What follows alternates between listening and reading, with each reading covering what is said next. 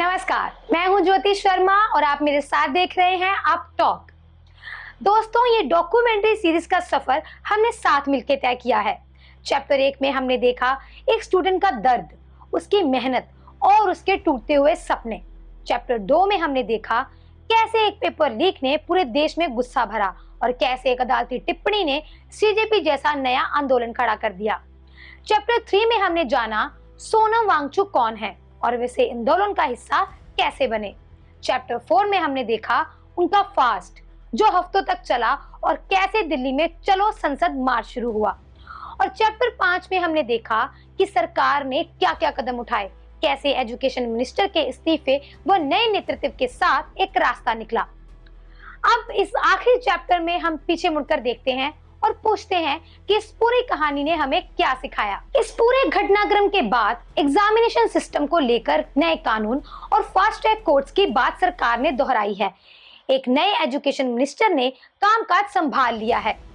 लेकिन दोस्तों, कानून बनना एक बात है, उसका सही तरीके से लागू होना बिल्कुल अलग बात। और दूसरी बात, क्या आने वाले एग्जाम में भी वैसे ही लीक्स फिर नहीं होंगे? क्या टेक्नोलॉजी, ट्रांसपेरेंसी और अकाउंटेबिलिटी के नए तरीके वाकई अपनाए जाएंगे? ये सवाल इस डॉक्यूमेंट्री के बनते वक्त तक खुला हुआ है। और खुद सीजेपी जो एक सटायर से शुरू होकर इतना बड़ी ताकत बन गई कि ये आने वाले महीनों और सालों में भी इस तरह रेलेवेंट रहेगी, या ये जोश जैसा अक्सर होता है वक्त के साथ धीमा पड़ जाएगा? हम अभी किसी भी नतीजे पर नहीं पहुंच सकते हैं। दोस्तों, यहाँ तक हमने सिर्फ फैक्ट्स, एलिगेशंस और खुले सवाल देखे हैं।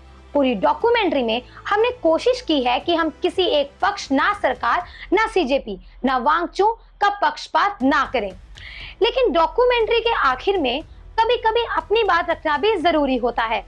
तो इस चैप्टर के इस हिस्से में हम इस डॉक्यूमेंट्री की टीम अपनी सोच आपके सामने रखते हैं। ये हमारी राय है और आप इससे सहमत या असहमत दोनों ही हो सकते हैं।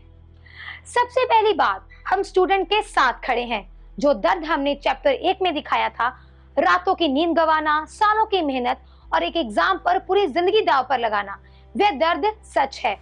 अगर एग्जाम सिस्टम में खामियां हैं तो उन्हें सुधारना चाहिए। हम एजुकेशनल रिफॉर्म्स का समर्थन करते हैं। दूसरी बात, हम पीसफुल प्रोटेस्ट का समर्थन करते हैं, चाहे वह स्टूडेंट हो, टीचर हो, डॉक्टर हो या कोई एक्टिविस्ट जैसे सोनम वांगचुक, जो भी शांति से बिना किसी को नुकसान पहुंचाए अपनी बात रखता है, उसका ये अधिकार है और हम ऐसी आवाजों का सम्मान करते हैं।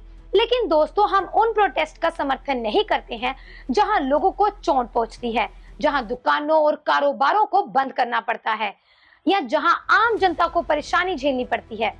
प्रोटेस्ट का मतलब आवाज उठाना है, किसी दूसरे इंसान की जिंदगी को रोक देना बिल्कुल नहीं। और एक आखिरी बात, इस पूरी कहानी को देखते हुए कुछ सवाल हमारे जहन में भी उठे हैं और वे शायद आपके जहन में भी उठ सकते हैं। क्या ये सिर्फ एक एग्जाम और एक एजुकेशन सिस्टम का मुद्दा था या इसके पीछे कुछ और भी था? बेरोजगारी, महंगाई और सिस्टम से बढ़ता हुआ भरोसा टूटना जो सिर्फ इस एक घटना के बहाने बाहर आया। इतना बड़ा, इतनी जल्दी ऑर्गेनाइज हुआ आंदोलन जिसमें करोड़ों लोग ऑनलाइन जुड़ गए और जरूरतों के हिसाब से सड़कों पर जा उतरे, इसके पीछे रिसोर्सेज, लॉजिस्टिक और समर्थन कहां से आया? हम ये नहीं कह रहे हैं कि कुछ गलत हुआ, हम सिर्फ ये पूछना चाहते हैं कि क्या एक पूरी तरह ट्रांसपेरेंट तस्वीर अभी तक पब्लिक डोमेन में नहीं आई है? एक जिम्मेदार नागरिक के रूप में ये पूछना बिल्कुल भी गलत नहीं है। और अगर किसी भी आंदोलन के पीछे कोई और मकसद या हित है, चाहे वह राजनीतिक हो या कुछ और, तो क्या उसे भी उतनी ही पारदर्शिता से सामने आना चाहिए जितनी हम सरकार से उम्मीद करते हैं? हम इन सवालों का जवाब नहीं दे रहे हैं क्योंकि हमारे पास अभी पूरी प्रामाणिक जवाब नहीं है। लेकिन एक इन्वेस्टिगेटिव डॉक्यूमेंट्री का काम है सिर्फ जवाब देना नहीं, सही सवाल पूछना भी। दोस्तों, ये कहानी एक स्टूडेंट के दर्द से शुरू हुई, एक एग्जाम से, एक पेपर लीक से, एक फास्ट से और एक इस्तीफे से होती हुई यहाँ तक पहुँच गई। लेकिन दोस्तों ये कहानी यहाँ खत्म नहीं होती है। लेकिन दोस्तों ये कहानी अभी खत्म नहीं हुई है, क्योंकि हाल ही में संसद से public examinations prevention of unfair means bill pass होने के बाद प्राइम मिनिस्टर नरेंद्र मोदी ने खुद अपने इंस्टाग्राम हैंडल से एक वीडियो संदेश जारी किया है। उन्होंने साफ कहा कि पेपर लीक माफिया और युवाओं के भविष्य से खेलने वाले किसी भी गिरोह को बख्शा नहीं जाएगा और इसमें फास्ट ट्रैक कोर्ट जैसी सख्त व्यवस्थाएं भी की गई हैं। लेकिन इसी बीच आंदोलन का वह भयानक और कड़वा चेहरा भी सामने आया, जिसे न्यूज चैनलों और मीडिया रिपोर्ट्स ने प्रमुखता से दिखाया। एक तरफ सोशल मीडिया पर देश की आर्मी यानी इंडियन आर्मी का मजाक उड़ाने वाले युवाओं की अब टॉक कड़े शब्दों में निंदा करता है, तो वहीं दूसरी तरफ इस टकराव का दर्द दोनों पक्षों ने झेला है। मीडिया रिपोर्ट्स में जब अस्पताल में भर्ती घायल पुलिस कर्मियों के परिवारों और उनके बच्चों से बात की गई तो उनका दर्द छलक पड़ा। अपनी ड्यूटी निभा रहे उन वर्दीधारियों पर जिस तरह से पथराव हुआ, हमले किए गए, वे भी किसी के पिता किसी के बेटे थे। अब टॉक ड्यूटी पर तैनात पुलिस कर्मियों पर हुई इस हिंसा की सख्त शब्दों में निंदा करता है। और ठीक इसी के साथ उन निष्पाप और जेन्युइन स्टूडेंट्स का भी दर्द उतना ही सच है जो किसी उपद्रव का हिस्सा नहीं थे, लेकिन लाठीचार्ज की बर्बरता में ऐसे घायल हुए कि उनके शरीर और मन पर जीवन भर के लिए जख्म बन गए।